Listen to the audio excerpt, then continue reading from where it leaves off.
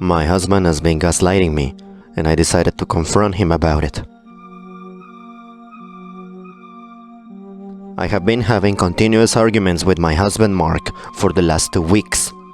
I'm convinced that he has been poisoning me, as I always feel terrible whenever I'm around him. The worst part is that he denies that we ever had an argument, and that it is just a figment of my imagination. I initially believed him, until I realized he was gaslighting me to make me second-guess myself. Earlier today, I was at home with a pounding headache, and we once again got into another argument. I was telling him that he needed to have a shower, as he stank, while he retorted by pointing out that it was probably my cheap perfume. I stormed out of the house but felt giddy, as I had recorded the entire conversation unbeknownst to him. I drove myself to my mother's house while trying to keep myself from dozing off at the wheel. I explained everything to my mother, and she was absolutely furious. She demanded we drive over to confront him, and I happily obliged.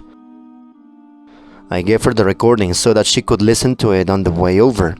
I could see the concern on her face as she listened to it, while I tried my best to figure out what the beeping noise was in the background.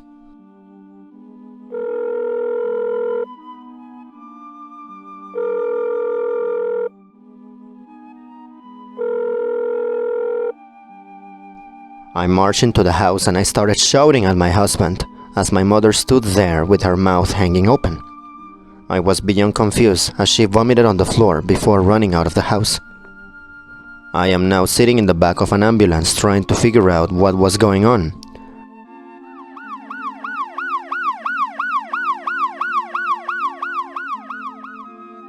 The paramedics kept claiming that my husband has been dead for 2 weeks, which I know is insane.